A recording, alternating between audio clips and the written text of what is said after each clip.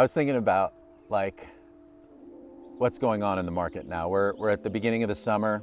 It's gorgeous outside.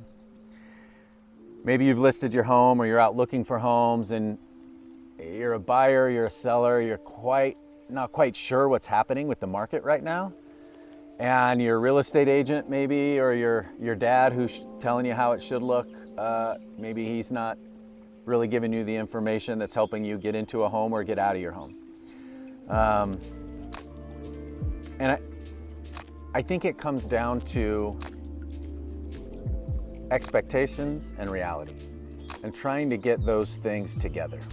So I don't know if I've said before, but I do acting and modeling as a side gig.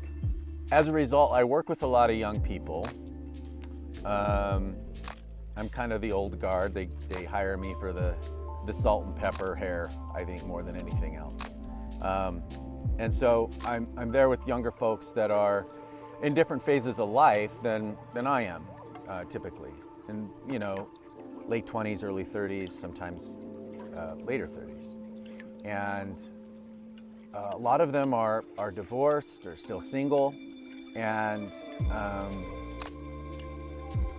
they both say the same things, the men and the women, which is the dating scene is horrible when you get this age. And I think 20-somethings probably feel the same way. I haven't been in a dating scene in 25 years, so it's outside of my perspective. But what I always hear is the same excuses as to why the dating scene's horrible by the same people. So the guys say, like the women are only out for fill in the blank. And then the women will say, yeah, the men lie all over these apps, and then you meet them and then they are horrible this way or that way.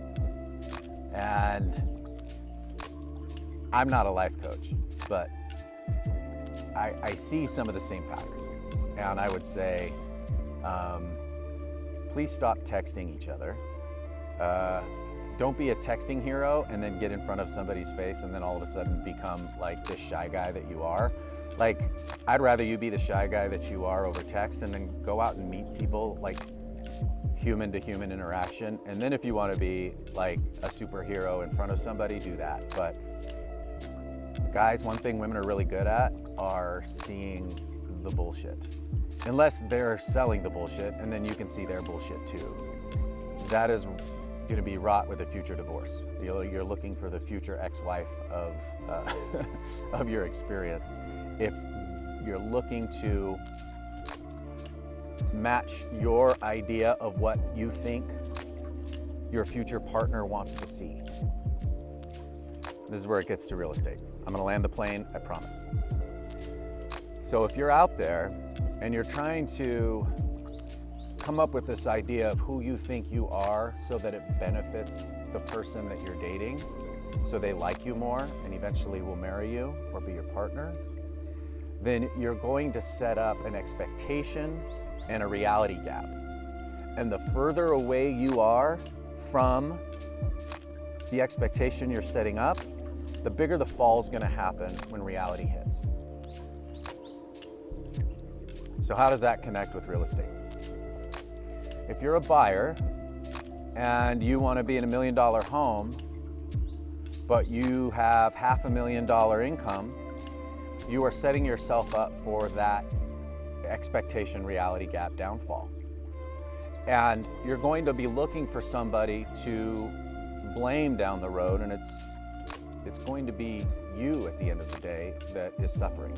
So you could have the best real estate agent in the world, but if you aren't out there having real conversations with the professionals that you're hiring and being real about that, you're going to set yourself up for some pain down the road. Same with sellers. So sellers and buyers, similar to people out in the dating game, it's not a matter of them being wrong and you being right. It is a matter of communicating what your expectations are and then finding out what the reality is.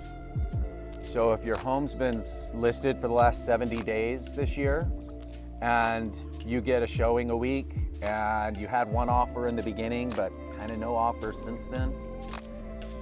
Now, is that a buyer problem, or is that a list price problem? And 9 times out of 10, 10 times out of 10, it's a list price problem. It's not your exposure, it's not your marketing. Everybody's had time to see it. But the market's telling you, I'm not open to purchasing this property at this price. And it's key to find out what that reason is early and make your adjustments quickly. If you're a buyer, buyers right now are being very picky. If you're a new buyer, you're new to the dating scene, you have an expectation of everything's just gonna work out great and it's gonna be the best home ever. And maybe you think we're gonna be dating and we're gonna be married and we're gonna live together forever. Well, there's a 60% chance that it's not gonna work out like that. I think that's the divorce rate now, right? Something around there. So when you have your dad come with you to the listing or to the home you're going to look at, they're also looking at it with baggage that they've had in their background. Much like somebody, if you bring your new boyfriend over to your divorced girlfriend's house party and she sees him and after the party she shits all over the guy, that is because she has baggage of her past divorce. Your father taking you around and saying that roof needs to be replaced, that furnace is a little old, I don't like the color of the kitchen, and all of a sudden deals are falling apart because he has baggage of the other homes that he's failed on. That doesn't necessarily mean that you're going to fail on it. So hire a professional. Both when you're buying a home and if you're having trouble in the dating scene, I guess you can give me a call with that too.